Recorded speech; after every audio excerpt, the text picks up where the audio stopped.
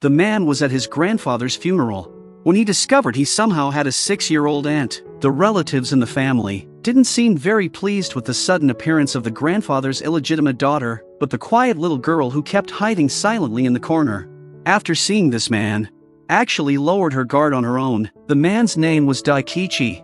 A typical office worker, he had lived alone for years and had long lost touch with most of his relatives and friends. When he heard the news that his grandfather had passed away, he rushed to the old man's home as soon as he could. The moment he stepped through the door, a little girl stared straight at him from the side, then ran off. Daikichi assumed she must be a relative's child, but his mother told him she was apparently the 79-year-old grandfather's illegitimate daughter. Just as Daikichi was processing the shock, the little girl peeked at him again from the doorway. She had been guarding the altar where the old man lay in repose, and when she saw Daikichi come to pay his respects, she hurriedly hid to the side, quietly watching the man who looked so much like the one who had just passed away. That night, when the family had finally gathered, everyone treated the 6-year-old girl with cold indifference.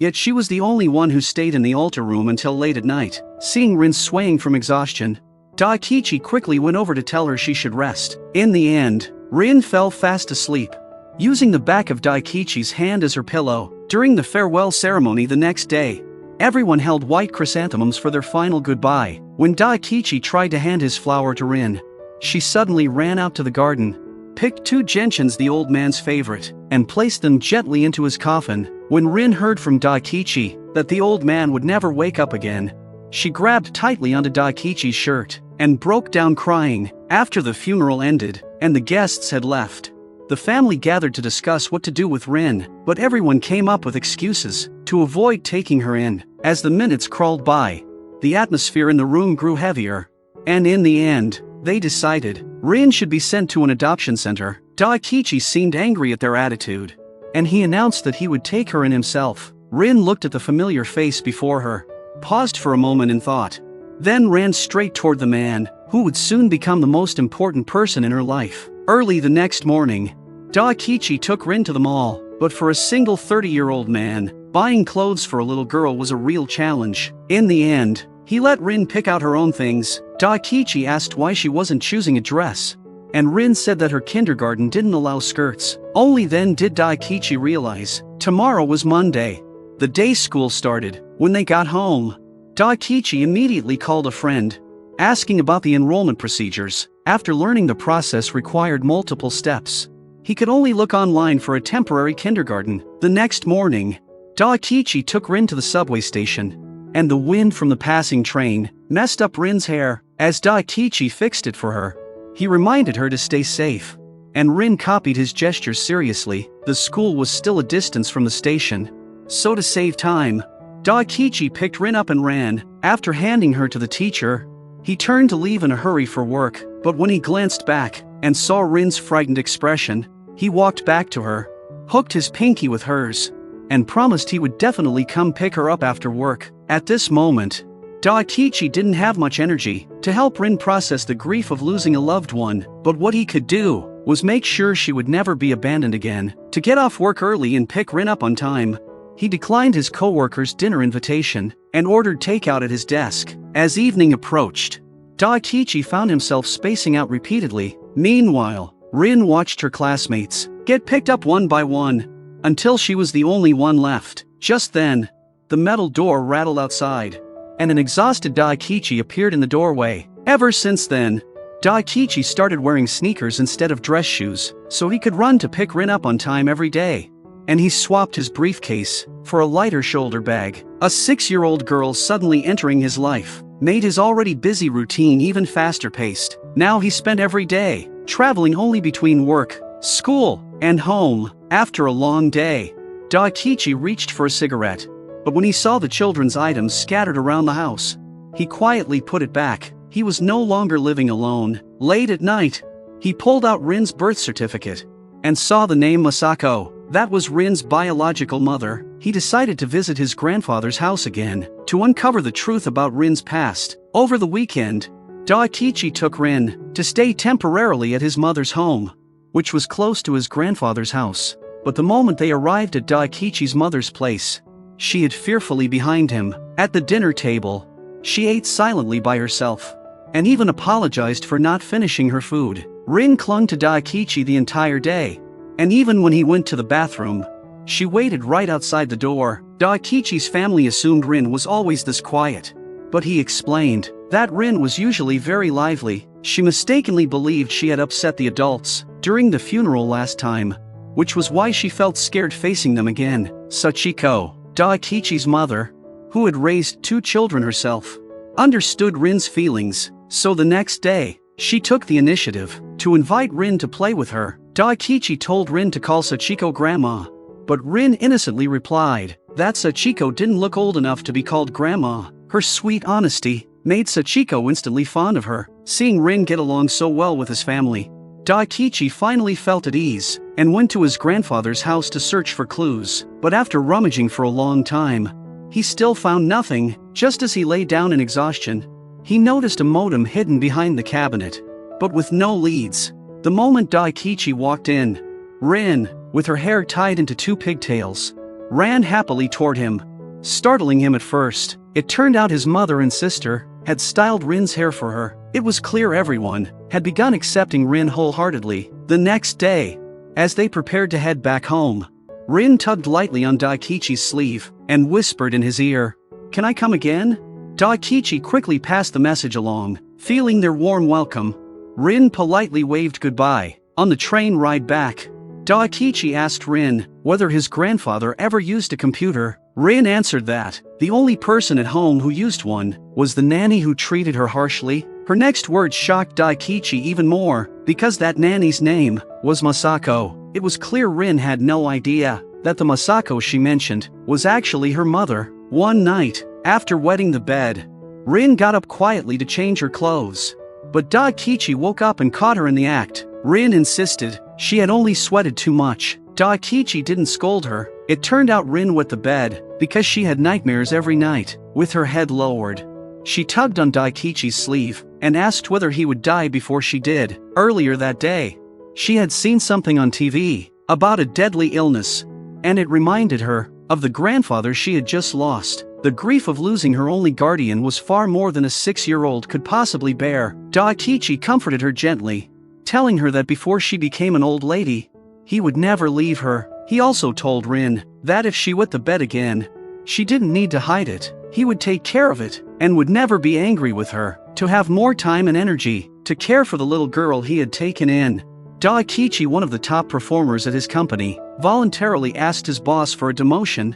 Even though his coworkers couldn't understand, he firmly believed in his decision and felt it was absolutely worth it. He brought Rin to a proper kindergarten, and the school staff handed him a vaccination form that needed to be filled out. Daikichi didn't know how to complete it until a woman nearby reminded him to check the mother and child health handbook at home. When they got back, he looked through Rin's health handbook and noticed a handwritten web address. He immediately remembered the modem he had found at his grandfather's house. After logging into the website, he found his grandfather's journal, which stated that Rin's past was hidden within that health handbook. Sure enough, after searching carefully, Daikichi found a letter tucked inside. In the letter, his grandfather wrote that the nanny Masako was indeed Rin's biological mother, and he emphasized that Masako didn't abandon Rin out of cruelty. She had her own reasons, though he didn't explain what they were. Just as Daikichi was left puzzled, he suddenly noticed Masako's phone number written on the back of the letter. After much hesitation,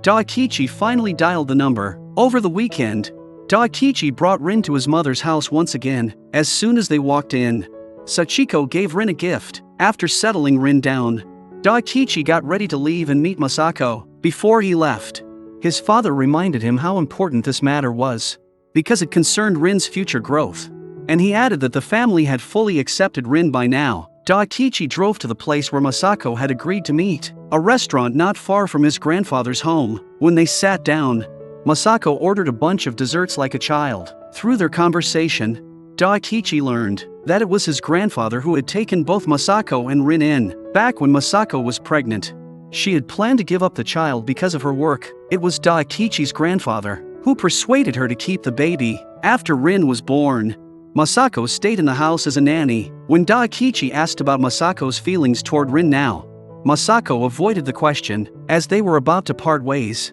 Masako made a request to Daikichi. She hoped Rin could take Daikichi's family name in the future, because having a different last name from her guardian would cause a lot of unnecessary trouble. Daikichi didn't agree right away. He believed this was something Rin should decide for herself. When they returned home, Daikichi hesitantly asked Rin whether she would like to become his daughter and take his last name. Rin replied that her last name was a gift from her beloved grandfather, and no one could replace that. Daikichi respected her choice, and just as he was about to help Rin continue brushing her teeth, Rin quietly said that she would like to take his last name. In her heart, Daikichi had long been someone irreplaceable. One day, a group of kids surrounded Rin and mocked her for not having a mom or dad. Just then, a little boy suddenly stepped out to defend her, and then grabbed her hand and walked away with her. The boy's name was Yukiki. He, too, came from a single-parent home, and because of his introverted nature,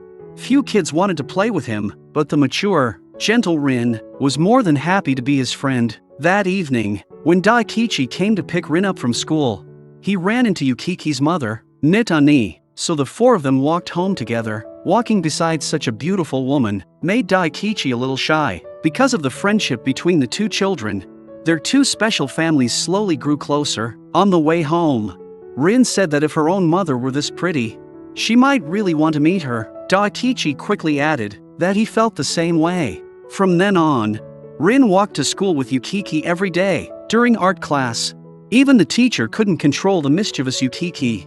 Yet Rin could easily make him behave. She would order him, in a firm little voice, to focus in class. Because of the kids' closeness, Daikichi and Nitani also interacted more often. One day after school, heavy rain suddenly fell. When Daikichi went to pick Rin up, he saw her staring at Yukiki, who still hadn't been picked up, so he decided to take both kids home with him. The three of them were soaked through, and after Daikichi helped them change into dry clothes, Nitani hurried over. The four of them worked together in the kitchen to prepare dinner like a real family. Watching Rin and Nitani cooking happily together, Daikichi couldn't help but smile. Soon, a delicious meal was ready. During dinner, Yukiki suddenly said, "I want to come here for dinner again tomorrow." The atmosphere instantly became awkward. After the meal, Nitani prepared to take Yukiki home, but Rin suggested that they spend the night at her house. Daikichi quickly stopped Rin before she said anything more. One day, Daikichi attended a parent-teacher meeting at school. A handsome man suddenly appeared at the door,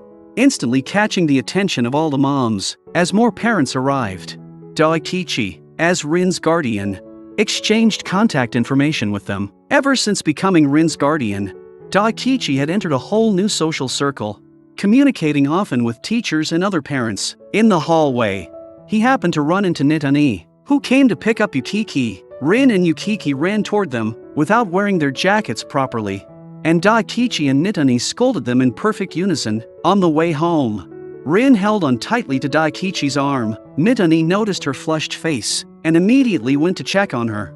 Realizing at a glance that Rin had a fever, Daikichi rushed her to the hospital and only relaxed after learning that it was just a common cold. When they got home with the medicine, Rin couldn't eat anything, and when Daikichi checked her temperature again, she was burning up even more, so feverish she couldn't even swallow her medicine. Daikichi panicked instantly. At that moment, Rin softly called out to Daikichi and reached her tiny hand out from under the blanket, terrified he might leave her. And so, Daikichi stayed by Rin's side the entire night, never leaving even for a moment. Early the next morning, a knock came at the door. It was Nitani, with Yukiki by her side. She urged Daikichi to rest for a while. If he got sick too, no one would be able to take care of Rin. Nitani stayed for a while to help, and then left for work, and Daikichi also took leave from his company. Looking at Rin lying in bed, Daikichi felt nothing but guilt. That night, because she couldn't stop worrying,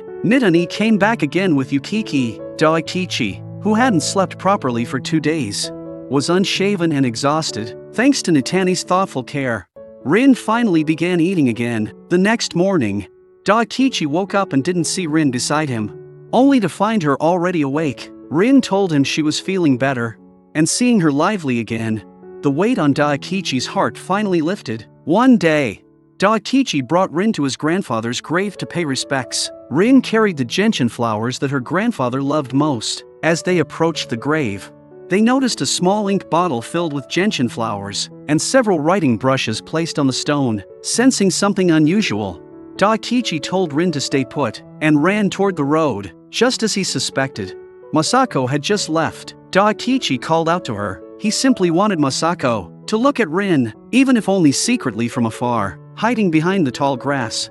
Masako watched Rin and Daikichi together, and memories of Rin's time with her grandfather came rushing back. She thought that maybe her absence was the best thing she could do for Rin. Ever since Rin entered Daikichi's life, she brought color into his once monotonous days, although he saved the lonely little Rin.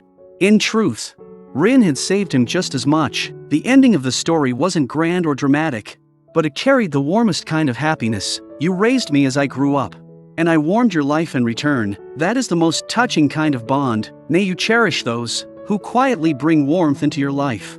And may you also have the courage to pass your kindness on, so that every sincere heart is never left unappreciated.